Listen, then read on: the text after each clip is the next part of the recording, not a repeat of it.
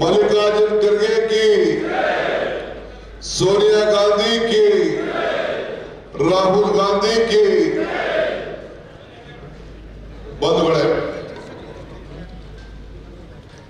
ವೇದಿಕೆ ಇರುವಂತ ನಮ್ಮ ಪ್ರಧಾನ ಕಾರ್ಯದರ್ಶಿಗಳಂತ ಚಂದ್ರಕಲಾ ಅವರೇ, ವೀಣಾ ಅಚ್ಚಯ್ಯನವರೇ, ಅರುಣ್ ಮಾಚಯ್ಯನವರೇ, ಸುಮಾ ವಸಂತ್ ಅವರೇ, ಬಹಳ ಜನ ವೇದಿಕೆ ಮೇಲೆ ವಿರೋಧ ಇರ್ಬೋದು,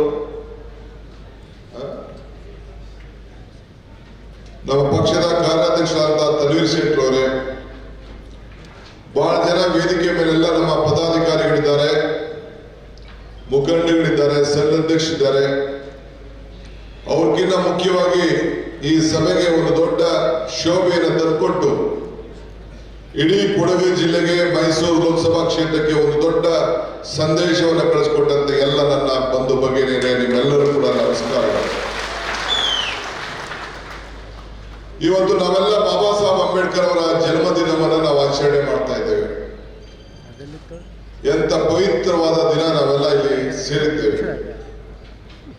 ಮುಖ್ಯಮಂತ್ರಿಗಳು ಬೆಂಗಳೂರಿನಲ್ಲಿ ಸರ್ಕಾರದ ಜವಾಬ್ದಾರಿ, ಈ ನಾಡಿನ ಮುಖ್ಯಮಂತ್ರಿ, ನಾಡಿನ ಜನತೆಗೆ ನಾವಿಬ್ರು ಪ್ರಿಯಾಪಟ್ಟದಲ್ಲಿದ್ದು,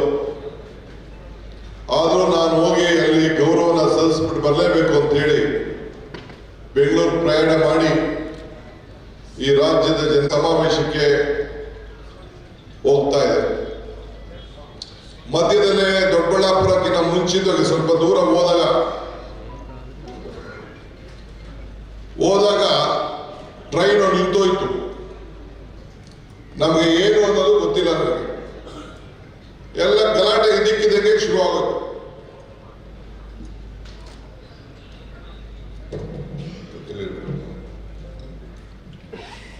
ಇದ್ದಕ್ಕಿದ್ದಂಗೆ ಗಲಾಟೆ ಶುರುವಾಯಿತು. ಆವತ್ತು ನನಗೆ ಭಾವನಾತ್ಮಕವಾಗಿ ಇಂದಿರಾ ಗಾಂಧಿ ಅವರ ಬಗ್ಗೆ ಅಪಾರವಾದಂತಹ ಒಂದು ಆ ನಾಯಕತ್ವದ ಬಗ್ಗೆ ಒಂದು ನಂಬಿಕೆ.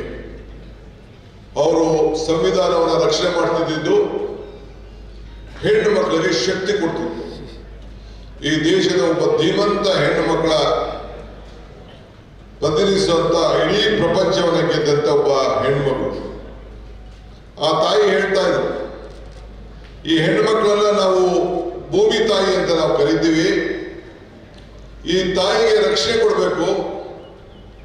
ನಾನೊಬ್ಬ ಹೆಣ್ಣಾಗಿ ಈ ದೇಶದಲ್ಲಿ ಆ ತಾಯಿ ಸ್ವರೂಪಿಣಿಗೆ ನಾನು ಗೌರವನ ಕೊಡಲಿಲ್ಲ ಅಂದ್ರೆ ನಾನು ಈ ದೇಶದ ಪ್ರಧಾನಮಂತ್ರಿಯಾಗಿ ವ್ಯರ್ಥ ಅಂತ ಹೇಳಿ ಅನೇಕ ಸಂದರ್ಭದಲ್ಲಿ ಅವರು ಮಾತಾಡಿದ್ದಾರೆ. ಅವರು ಒಂದ್ ಕಡೆ ಹೇಳಿದ್ದಾರೆ, ಈ ಜಾತಿ ಸಮಸ್ಯೆಗಳನ್ನ ಮಧ್ಯದಲ್ಲಿ ಈ ದೇಶಕ್ಕೆ ಈ ಪರ್ವತಗಳು ಎತ್ತರವಾಗಿ ಹಾರಾಡೋದು, ಓಡಾಡೋದು ಮುಖ್ಯ ಅಲ್ಲ, ನಿಭಾಯಿಸೋದು. ಈ ಜಾತಿ ಸಮಸ್ಯೆಗಳನ್ನು ನಾವು ಎದುರಿಸೋದು ಬಹಳ ಮುಖ್ಯ ಅಂತ ಹೇಳಿ ಬಾಬಾ ಸಾಹೇಬ್ ಅಂಬೇಡ್ಕರ್ ಅವರು ಅವತ್ತು ತೆಗೆದುಕೊಂಡಂತಹ ತೀರ್ಮಾನಗಳ ಬಗ್ಗೆ ಅವರು ಪ್ರಶಂಸೆಯನ್ನ ವ್ಯಕ್ತಪಡಿಸ್ತಾರೆ. ಇವತ್ತು ಯಾಕೆ ನನಗೆ ನೋವಾಗ್ತಾ ಇದೆ ಅಂತಂದ್ರೆ, ಅವತ್ತು ಬಂದು ಗಲಾಟೆ ಆಯ್ತು, ಸಾಯಂಕಾಲನೇ ನಮ್ಮನ್ನೆಲ್ಲ ಅರೆಸ್ಟ್ ಮಾಡಿದ್ರು, ಗಲಾಟೆ ಆಯ್ತು, ನಮ್ಮನ್ನೆಲ್ಲ ಜೈಲಿಗೆ ಹಾಕಿದ್ರು, ಅದೆಲ್ಲ ಬೇರೆ ವಿಷಯ. ಇವತ್ತು ನಾವೆಲ್ಲ ಈ ಭಾರತ ಮಾತೆ ನಮ್ಮ ಹೆಣ್ಣು ಮಕ್ಕಳು, ಇವತ್ತು ನಮ್ಮ ನಾಡಿನ ತಾಯಿ ಚಾಮುಂಡೇಶ್ವರಿ. ನನಗೆ ಯಾರು ಇನ್ವಿಟೇಷನ್ ಕೊಡ್ಬೇಕಾದ್ರೆ ಶ್ರೀಮತಿ ಮತ್ತು ನನಗೆ ಡಿ ಕೆ ಶಿವಕುಮಾರ್ ಅಂತ ಇನ್ವಿಟೇಷನ್ ಯಾರು ಕೊಡೋದಿಲ್ಲ. ಶ್ರೀಮತಿ ಮತ್ತು ಶ್ರೀ ಡಿ ಕೆ ಶಿವಕುಮಾರ್ ಅಂತ ಕೊಡ್ತಾರೆ. ಈಗ ವೆಂಕಟೇಶ್ವರ ಕರಿಬೇಕಾರೆ ಪಾರ್ವತಿ ಪರಮೇಶ್ವರ ಅಂತ ಶಿವರು ಕರೀತಾರೆ. ವೆಂಕಟೇಶ್ವರ ಕರಿಬೇಕಾದ್ರೆ ಲಕ್ಷ್ಮೀ ವೆಂಕಟೇಶ್ವರ ಅಂತ ಹೇಳ್ತಾರೆ. ಸೊ ಹಿಂಗೆ ಅನೇಕ ಉಮಾಶಂಕರ, ಶಂಕರ ಕರಿಬೇಕಾದ್ರೆ ಉಮಾಶಂಕರ, ಫಸ್ಟ್ ಉಮಾ ಆಮೇಲೆ ಶಂಕರ ಅಂತ ಕರೀತಾರೆ. ಗಣೇಶನ ಹಬ್ಬ ಮಾಡ್ಬೇಕಾದ್ರೆ ಗಣೇಶನ್ ಮದುವೆ ಆಗ್ಲಿಲ್ಲ, ಮೊದಲು ಗೌರಿ ಹಬ್ಬ ಆಮೇಲೆ ಗಣೇಶನ ಹಬ್ಬ. ಅಂದ್ರೆ ಈ ದೇಶದ ಸಂಸ್ಕೃತಿ. ಯಾವ್ದಾದ್ರು ಊರಿಗೆ ಹೋಗ್ಬೇಕಾದ್ರೆ ನಾವು ಗ್ರಾಮ ದೇವತೆ ಯಾವುದು ಅಂತ ಕೇಳ್ತೇವೆ. ನೆನೆ ನಾನು ವೆಂಕಟೇಶ್ ಬರ್ತಾ ಇದ್ರು ಅವ್ರ ಊರಿನಲ್ಲಿ, ಅಲ್ಲಿ ಬರೀತಾ ಇದ್ರು ಶಕ್ತಿ ದೇವತೆಗಳ ಊರು ಇದು ಅಂತ ಹೇಳಿ ಅಲ್ಲಿ ಬೋರ್ಡ್ ಹಾಕಿದ್ರು. ಕೇಳಿದೆ ನಾನು ಏನಂತ. ಇಲ್ಲಿ ಬಹಳ ಹೆಣ್ಣು ಮಕ್ಕಳಿಗೆ ಬಹಳ ಗೌರವ ಕೊಡ್ತಾರೆ, ನಿಮ್ಮನ್ನು ಕೂಡ ಈಗ ನಾವು ಕಾವೇರಿ ಆ ತಾಯಿ, ಕಾವೇರಿ ತಾಯಿ ಅಂತ ಹೋಗಿ ನಾವೆಲ್ಲ ಪೂಜೆ ಮಾಡಿಕೊಂಡು ಇಡೀ ನಮ್ಮ ಹಳೆ ಮೈಸೂರು ಬದುಕ್ತಾ ಇರದೆ, ನಮ್ಮ ದಕ್ಷಿಣ ನಮ್ಮ ಭಾರತ ಇರದೆ ಈ ಕಾವೇರಿ ತಾಯಿಯಿಂದ. ಅದು ಕೂಡ ಹೆಣ್ಣ ಹೆಸರನ್ನ ಆ ತಾಯಿ ಪಡೆದಿದ್ದಾಳೆ. ಇವತ್ತು ಯಾಕೆ ಈ ನೋವನ್ನ ನನಗೆ ಆಗ್ತಾ ಇದೆ ಅಂತ ಹೇಳಿದ್ರೆ, ಈ ರಾಜ್ಯದ ಮುಖ್ಯಮಂತ್ರಿಗಳಾಗಿದ್ದಂತ ಮಾನ್ಯ ಶ್ರೀ ಕುಮಾರಸ್ವಾಮಿ ಅವರು, ದೇವೇಗೌಡರು ಈ ದೇಶದ ಪ್ರಧಾನಮಂತ್ರಿ ಆಗಿದ್ದರು, ಅವರ ಸುಪುತ್ರ, ಜೊತೆಗೆ NDA ಪಕ್ಷದ ಪಾರ್ಟ್ನರ್, ಅವರು ಬಿಜೆಪಿ ಪಕ್ಷದ ಪಾರ್ಟ್ನರ್.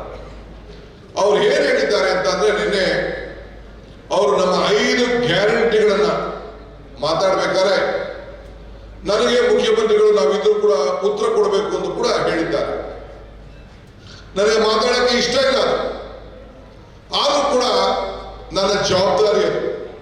ಯಾಕೆಂದ್ರೆ ನಾನು ಸಿದ್ದರಾಮಯ್ಯನವರು ಇಬ್ರು ಸೇರಿ ಆ ಗ್ಯಾರಂಟಿ ಚೆಕ್ಗೆ ಇಬ್ರು ಸೈನ್ ಹಾಕಿದ್ರು. ನಾಯಕಿಯರು ಈ ದೇಶದಲ್ಲಿ, ನಮ್ಮ ಕರ್ನಾಟಕದಲ್ಲಿ ನಾಯಕಿಯರು ಸಮಾವೇಶವನ್ನು ಮಾಡಿ ಇಂದಿರಾ ಗಾಂಧಿಯವರ ಮೊಮ್ಮಗಳು ಪ್ರಿಯಾಂಕಾ ಗಾಂಧಿ ಅವರನ್ನು ಕರೆಸಿ ನಾವೆಲ್ಲ ಕೆಳಗಡೆ ಕೂತ್ಕೊಂಡು ಆ ನನ್ನ ತಾಯಿಯನ್ನೆಲ್ಲ ಮೇಲ್ಗಡೆ ಕೊಂಡಿಸಿ ನಾವಿಬ್ರು ಹೋಗಿ ಆ ಗ್ಯಾರಂಟಿ ಚೆಕ್ಗೆ ಸೈನ್ ಹಾಕ್ತು. ಯಾಕೆ ಅಂದ್ರೆ ಆ ತಾಯಿಂದಿರ ಮನೆ ಬೆಳಗಬೇಕು, 200 ಯೂನಿಟ್ ವರೆಗೂ ವಿದ್ಯುತ್ ಶಕ್ತಿ ಕೊಡಬೇಕು. ಬೆಲೆ ಏರಿಕೆಯನ್ನು ತತ್ತರಿಸ್ತಾ ಇದ್ದಾರೆ. ಆ ಹೆಣ್ಮಕ್ಳು ಇವತ್ತು ಮನೆ ಬೆಳಗಬೇಕು. ನಾನು 40 ರೂಪಾಯಿ ಇದ್ದಿದ್ದು 1100 ರೂಪಾಯಿ ಆಗೋಯ್ತು. ಎಲ್ಲ ಪದಾರ್ಥಗಳ ಬೆಲೆ ಜಾಸ್ತಿ ಆಗೋಯ್ತು. ಆ ಹೆಣ್ಮಕ್ಳು ಬದುಕಲಿಕ್ಕೆ ಬಹಳ ಕಷ್ಟ ಆಗ್ತಾ ಇದೆ. ಯಾವ್ದಾದ್ರು ನೀವು ಅವ್ರಿಗೆ ಆರ್ಥಿಕವಾದಂತಹ ಶಕ್ತಿ ಕೊಡಬೇಕು, ಆ ಮಕ್ಕಳ ವಿದ್ಯಾಭ್ಯಾಸ ಕೊಡಬೇಕು, ಹಬ್ಬಕ್ಕೆ ದುಡ್ಡು ಕೊಡಬೇಕು, ಬಟ್ಟೆ ಹೊಲಸ ಕೊಡಬೇಕು, ಫೀಸ್ ಕೊಡಬೇಕು, ತೀರ್ಥಕ್ಷೇತ್ರಕ್ಕೆ ಹೋಗ್ಬೇಕು, ತಂದೆ ಮನೆಗೆ ಹೋಗ್ಬೇಕು, ಮಕ್ಕಳ ಮನೆಗೆ ಹೋಗ್ಬೇಕು, ಮಾವನ ಮನೆಗೆ ಹೋಗ್ಬೇಕು, ಅತ್ತೆ ಮನೆಗೆ ಹೋಗ್ಬೇಕು, ಧರ್ಮಸ್ಥಳಕ್ಕೆ ಹೋಗ್ಬೇಕು, ಕುಕ್ಕೆ ಸುಬ್ರಹ್ಮಣ್ಯಕ್ಕೆ ಹೋಗ್ಬೇಕು, ಕೊಲ್ಲೂರು ಮುಖಾಂಬಿಗೆ ಹೋಗ್ಬೇಕು, ಆ ತಾಯಿ ಚಾಮುಂಡಿ ನೋಡ್ಬೇಕು. ಅದಕ್ಕೆ ಶಕ್ತಿ ಕೊಡ್ಬೇಕು ಅಂತೇಳಿ ಶಕ್ತಿ ಯೋಜನೆ 2,000 ರೂಪಾಯಿ ಹಣವನ್ನ ನೇರವಾಗಿ ಅವರ ಅಕೌಂಟ್ಗೆ ಗೃಹಲಕ್ಷ್ಮಿ ಕೊಡುವಂತ ಯೋಜನೆ. ಹೀಗೆ 5 ಯೋಜನೆಯನ್ನ ಬಡವರಿಗೆ ಹಸದಲ್ಲಿ ಇರಬಾರ್ದು ಅಂತೇಳಿ ಕೊಟ್ಟಂತ ಯೋಜನೆಗೆ ಕಾರ್ಯಕ್ರಮಕ್ಕೆ ಸರ್ಕಾರ ಕೊಟ್ರೆ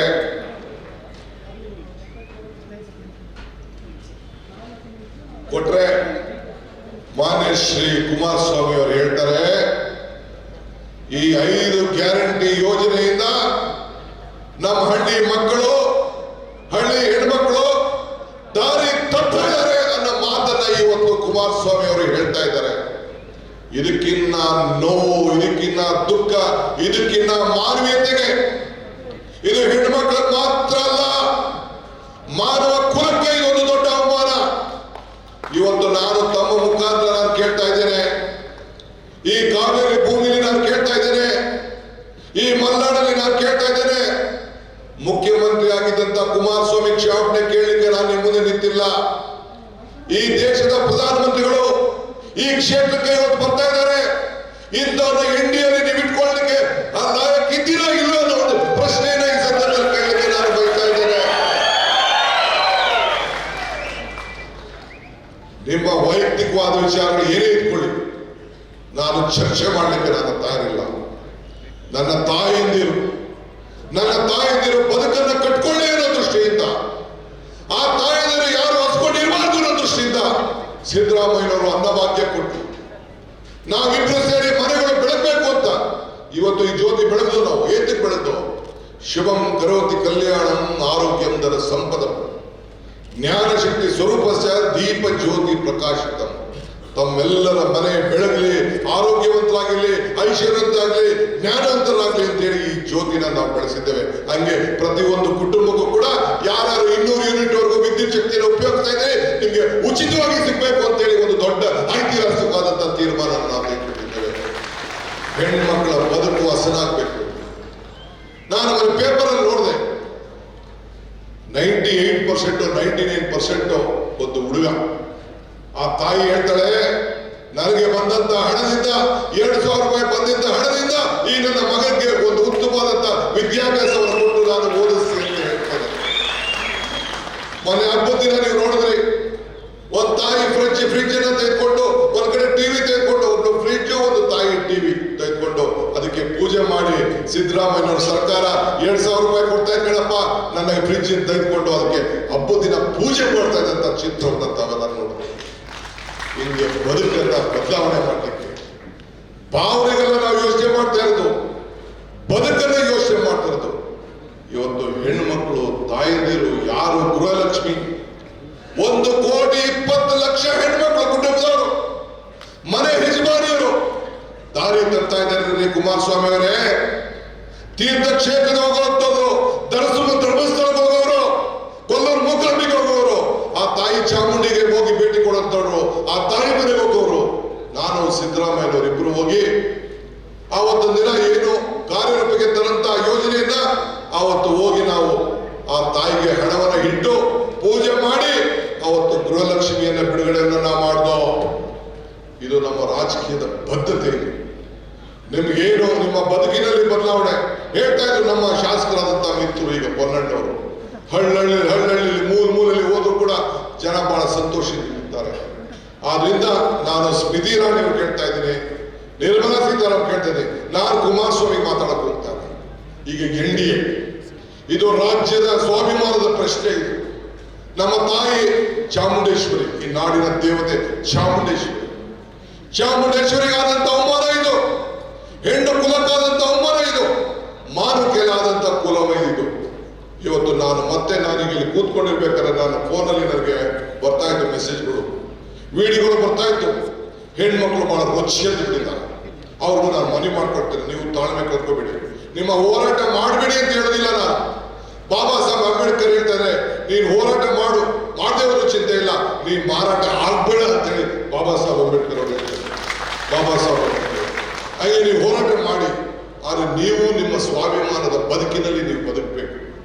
ಇದೇ ನಿಮಗೆ ಸಂವಿಧಾನ ಕೊಟ್ಟಂತ ಒಂದು ಶಕ್ತಿ, ಮಾನವೀಯತೆಯಿಂದ. ಆದ್ರಿಂದ ಈ ಸಂದರ್ಭ ಹೇಳಲಿಕ್ಕೆ ನಾನು ಬಯಸ್ತಾ ಇದ್ದೇನೆ, ಕರ್ಮದಲ್ಲಿ ಉತ್ತರ ಸಿಗುವುದಿಲ್ಲ, ಕಾಗದಲ್ಲೂ ಇಲ್ಲ, ಕಾನೂನಲ್ಲೂ ಇಲ್ಲ, ಪುಸ್ತಕದಲ್ಲೂ ಇಲ್ಲ. ಆದ್ರೆ ನಾವು ಮಾಡುವಂತ ಪುಣ್ಯ ಕಾರ್ಯಗಳು, ಪಾಪ ಕಾರ್ಯಗಳು ಎಲ್ಲ ಕೂಡ ಲೆಕ್ಕದಲ್ಲಿ ಇದ್ದೇ ಇರ್ತದೆ. ಕುಮಾರಸ್ವಾಮಿ ಅವರೇ, ಇದು ಗಮನದಲ್ಲಿ ಇಟ್ಕೊಳ್ಳಿ. ಇದಕ್ಕೆ ಜನ ಉತ್ತರವನ್ನು ಕೊಡ್ತಾರೆ. ಇವತ್ತು ಬಿಜೆಪಿಯವನ್ನ ತಪ್ಪಿಸ್ತಾ ಇದ್ದಾರೆ. ನಾನು ಎಲೆಕ್ಷನ್ ಬಂದಾಗ ಒಂದು ಮಾತು ಹೇಳಿದ್ದೆ, ಹೆಗ್ಡೆ ದೇವರಕೋಟೆಯಲ್ಲಿ ಯಾರೋ ಒಬ್ಬ ಹುಡುಗರನ್ನು ಕಳ್ಸಿಕೊಟ್ಟಿದ್ದ, ಅದನ್ನ ಹೇಳ್ತಾ ಇದ್ದಾರೆ. ಎಲ್ಲ ಕಡೆ ಅದನ್ನು ಹೇಳ್ತಾ ಇದ್ದೇನೆ, ನೆನಪು ಮಾಡ್ತಾ ಇದ್ದೀನಿ. ಏನ್ ಹೇಳ್ತಾ ಇದ್ದೀನಿ ಅಂದ್ರೆ, ಕಮಲ ಕೆರೆಯಲ್ಲಿದ್ದರೆ ಚಂದ, ತೆನೆ ಹೊಲದಲ್ಲಿದ್ದರೆ ಚಂದ, ಈ ದಾನ ಧರ್ಮ ಮಾಡುವ ಕೈ ಅಧಿಕಾರದಲ್ಲಿ ಮಾತ್ರ ಚಂದ ಅಂತ ನಾನು ಹೇಳ್ತಾ ಇದ್ದೇನೆ. ಈ ದಾನ ಧರ್ಮ ಮಾಡುವ ಕೈ ಅಧಿಕಾರದಲ್ಲಿ ಏನಾಯ್ತು? ನಾನು ಸಿದ್ದರಾಮಯ್ಯನವರು, ಮಾದೇವಪ್ಪನವರು, ಮುಖ್ಯಮಂತ್ರಿಗಳು, ನಮ್ಮ ವೆಂಕಟೇಶ್, ನಾವೆಲ್ಲ ಹೋಗಿ 1ನೇ ದಿನ ಕ್ಯಾಬಿನೆಟ್ ಅಲ್ಲಿ 1 ಗಂಟೆಯಲ್ಲಿ ಏನ್ ಮಾತು ಕೊಟ್ಟಿದ್ದೋ ಆ ಮಾತನ್ನ ಕಾರ್ಯರೂಪಕ್ಕೆ ತಂದು ಇವತ್ತು ಒಂದು ದೊಡ್ಡ ಕೊಡುಗೆಯನ್ನ ಕೊಟ್ಟಿದ್ದಾರೆ. ಏನದು ಅಂತಂದ್ರೆ, ಬಾಬಾ ಸಾಹೇಬ್ ಅಂಬೇಡ್ಕರ್ ಅವರು ನಮ್ಮ ಭಾರತ ರಾಷ್ಟ್ರೀಯ ಕಾಂಗ್ರೆಸ್ ಕೊಟ್ಟಂತ ಸಂವಿಧಾನವನ್ನ ಪ್ರತಿ ಪ್ರಾರಂಭದಲ್ಲೂ ಕೂಡ ಸರ್ಕಾರದ ಕಚೇರಿಗಳಲ್ಲಿ ಇಟ್ಕೊಂಡು ನಾವು ಪಠನೆ ಮಾಡಿ ಇದನ್ನ ರಕ್ಷಣೆ ಮಾಡಂತ ಒಂದು ದೊಡ್ಡ ಕೂಗು ಕರೆಯನ್ನ ಇವತ್ತು ನಮ್ಮ ಮಿತ್ರರಾದಂತ ಮಾದೇವಪ್ಪನವರ ನಾಯಕತ್ವದಲ್ಲಿ ಇವತ್ತು ನಡೀತಾ ಇದೆ. ಇದು ಜವಾಬ್ದಾರಿ. ಅಧಿಕಾರ ಬರೋದು ಮುಖ್ಯ ಅಲ್ಲ, ಯೋಗಕ್ಕಿನ್ನ ಯೋಗಕ್ಷೇಮ ಬಹಳ ಮುಖ್ಯ. ಆದ್ರಿಂದ ಈ ಸಂದರ್ಭದಲ್ಲಿ ಈ ಹೋರಾಟ ಸತ್ಯಕ್ಕೂ ಸುಳ್ಳಿಗೂ ನಡೀತಾರಂತ ಒಂದು ಹೋರಾಟ, ಸತ್ಯಕ್ಕೂ ಸುಳ್ಳಿಗೂ ನಡೆಯುತ್ತಾರಂತ ಹೋರಾಟ. ಇವತ್ತು ಬಿಜೆಪಿ ಸ್ನೇಹಿತರಿಗೆ ನಾನು ಕೇಳ್ತಾ ಇದ್ದೇನೆ, ಬಿಜೆಪಿ ಅಭ್ಯರ್ಥಿಗಳಿಗೆ ಕೇಳ್ತಾ ಇದ್ದೇನೆ, ಬಿಜೆಪಿ ಮುಖಂಡರಿಗೆ ಕೇಳ್ತಾ ಇದ್ದೇವೆ, ನೀವೇನು ಮಾತು ಕೊಟ್ರಿ? ಕಳೆದ ಎಲೆಕ್ಷನ್ ಅಲ್ಲಿ ಏನ್ ಹೇಳಿದ್ರಿ? ನಾವು ಹೊರಗಡೆ ದೇಶದಿಂದ ಕಪ್ಪು ಹಣ ಎಲ್ಲ ಕಾಂಗ್ರೆಸ್ ಅವರೆಲ್ಲ ಮಡಿಕೊಂಡ್ಬಿಟ್ಟಿದ್ದಾರೆ, ಎಲ್ಲ ಸ್ವಿಸ್ ಬ್ಯಾಂಕ್ ಅಲ್ಲಿದೆ, ಆ ಬ್ಯಾಂಕ್ ಹಣ ಎಲ್ಲ ತಂದು ನಾವೆಲ್ಲರೂ ಕೂಡ ಅಕೌಂಟ್ ಓಪನ್ ಮಾಡಿಸ್ತೀವಿ, ಜನ್ಧನ್ ಅಕೌಂಟ್ ಓಪನ್ ಮಾಡಿಸ್ತೀವಿ, ಪ್ರತಿಯೊಂದು ಕುಟುಂಬಕ್ಕೂ 15 ಲಕ್ಷ ಆಗ್ತೀವಿ ಅಂತ ಹೇಳಿದ್ರು ಇಲ್ಲೋ? ತಾವ್ ಹೇಳ್ಬೇಕು. ಹೇಳ್ತಾರೆ? ಆಯ್ತು. ರೈತರಿದ್ದೀರಿ, ನಿಮ್ಮ ರೈತರಿಗೆ ಏನ್ ಹೇಳಿದ್ರು? ನಮ್ಮ ರೈತರಿಗೆ ಏನ್ ಹೇಳಿದ್ರು? ಆದಾಯ ಡಬಲ್ ಮಾಡ್ತೀವಿ ಅಂತ ಹೇಳಿದ್ರು. ನಿಜನ ಸುಳ್ಳೋ? 2 ಕೋಟಿ ಉದ್ಯೋಗವನ್ನ ಕೊಡ್ತೀವಿ ಅಂತ ಹೇಳಿದ್ರು. ನಿಜನ ಸುಳ್ಳೋ? ಕೊಟ್ಟ ಮಾತನ್ನ ಉಳಿಸ್ಕೊಳಕ್ ಆಗ್ಲಿಲ್ಲ. ಈಗ ನಡೀತಾ ಇರೋದು ಸತ್ಯಕ್ಕೂ ಸುಳ್ಳಿಗೂ ಎಷ್ಟು ಎಷ್ಟು ಅಂತರ ಇದೆ ಅಂತೇಳಿ. ನಾವು ಏನು ಮಾತು ಕೊಟ್ಟಿದ್ದ ಆ ಮಾತನ್ನ ಇವತ್ತು ಕಾರ್ಯರೂಪಕ್ಕೆ ತಂದು ಜನರ ಮುಂದೆ ಧೈರ್ಯವಾಗಿ ನಿಂತ್ಕೊಂಡು ಇವತ್ತು ನನ್ನ ಮಿತ್ರಗಳು, ಇಬ್ಬರು ಮಿತ್ರಗಳು, ಯುವ ಮಿತ್ರಗಳು ಎಂತ ಅಭ್ಯರ್ಥಿಗಳನ್ನ ಇವತ್ತು ನೀವು ಕೊಟ್ಟು ವಿಧಾನಸಭೆಗೆ ಕಳಿಸಿದ್ದೀರಿ ಅಂತಂದ್ರೆ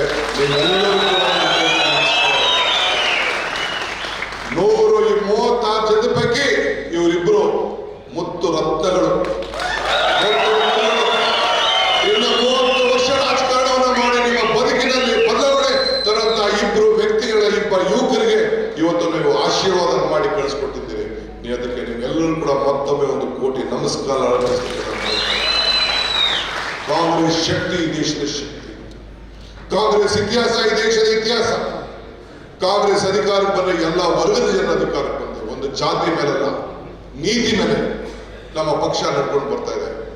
ನಾನು ಅವನ ಮಾತು ಹೇಳಿ ನಿಲ್ಲಿಸಿದೆ, ಸುಳ್ಳು ಸತ್ಯಕ್ಕೂ ಅಂತರ ನಡೀತಾ ಇದೆ ಅಂತ ನಿನ್ನೆ ಹೇಳಿದೆ. ನಾನು ಕ್ರಿಯಾಪಟ್ಟದಲ್ಲಿ ಅಕ್ಬರ್ ಬೀರ್ಬಲ್ ಒಂದು ಪ್ರಶ್ನೆ ಕೇಳ್ತೇನೆ, ಏನೆಯ ಸುಳ್ಳಿಗೂ ಸತ್ಯಕ್ಕೂ ಎಷ್ಟೇ ಅಂತರ ಇದೆ ಅಂತ. ಅವನ್ ಸ್ವಾಮಿ 4 ಬೆರಳು ಅಂತಾನೆ. ಹೆಂಗೆ 4 ಬೆರಳು ಅಂತಾನೆ? ಈ ಕಣ್ಗೋ ಕಿವಿಗೂ ಮಧ್ಯೆ ಇಡ್ತಾರೆ. ಈ ಕಣ್ಣಲ್ಲಿ ನೋಡೋದೆಲ್ಲ ಸತ್ಯ ಸ್ವಾಮಿ, ಈ ಕಿವಿಲ್ ಕೇಳೋದೆಲ್ಲ ಸುಳ್ಳು ಅಂತ. ಹಂಗೆ ನಮ್ಮ ಗ್ಯಾರಂಟಿಗಳನ್ನ ನಿಮ್ಮ ಕಣ್ಣಿನಲ್ಲಿ ನೋಡ್ತಾ ಇದ್ದೀರಿ.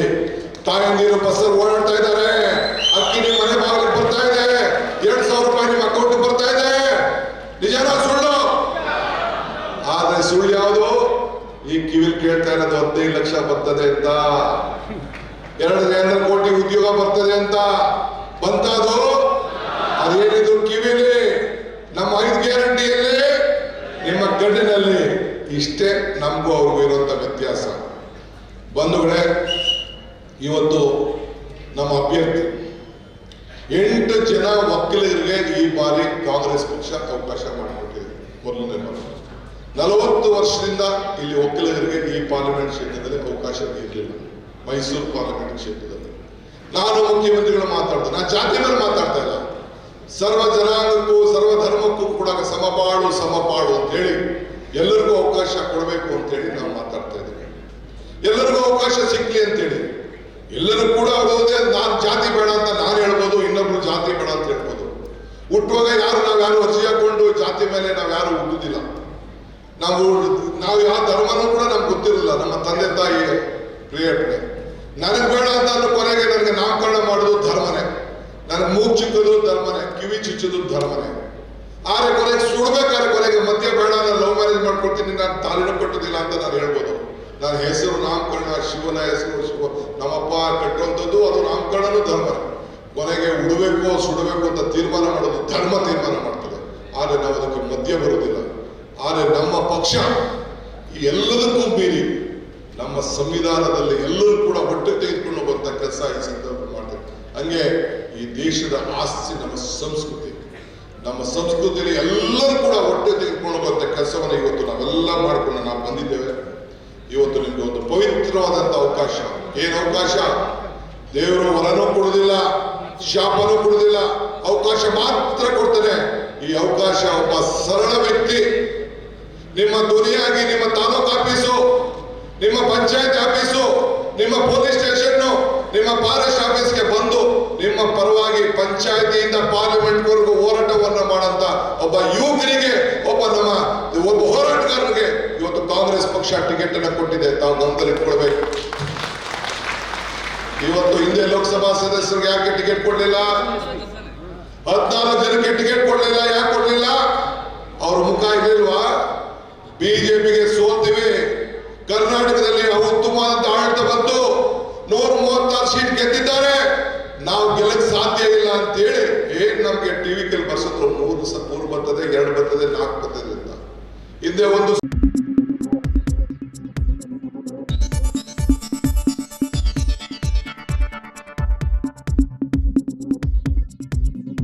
ನಾನು ನಿಮ್ಮ ಜಗದೀಶ್, ಕೊಡಗು ಧ್ವನಿ ಡಿಜಿಟಲ್ ಮೀಡಿಯಾದಿಂದ. ನಮ್ಮ ಚಾನಲನ್ನು ಸಬ್ಸ್ಕ್ರೈಬ್ ಮಾಡಿ, ಲೈಕ್ ಮಾಡಿ, ಶೇರ್ ಮಾಡಿ.